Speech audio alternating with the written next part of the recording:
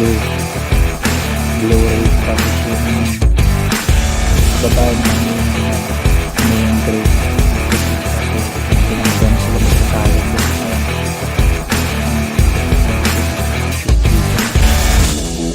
Ganyan sila magkakalik, kiskisan lang.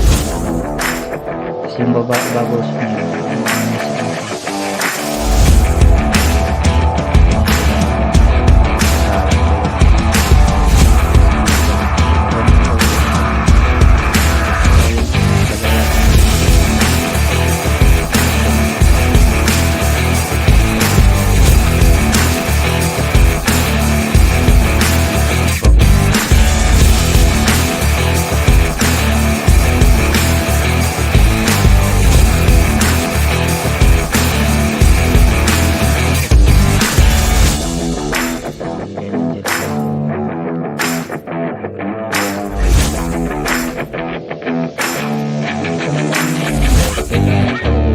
siyang dahon ng talisay, gawa ng gamot kasi sa kanila yun yung pinakagamot nila dyan.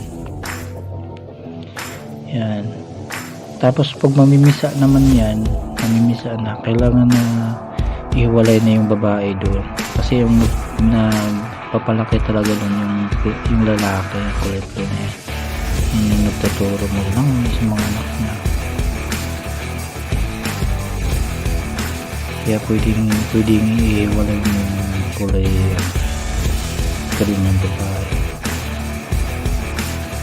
Siya yung lalaki dyan, siya yung nag-ano ng babos, yung nagbubuo, nagpaparami ng babos. Yun yung magiging itlog nila. Tapos mamimisa na siya.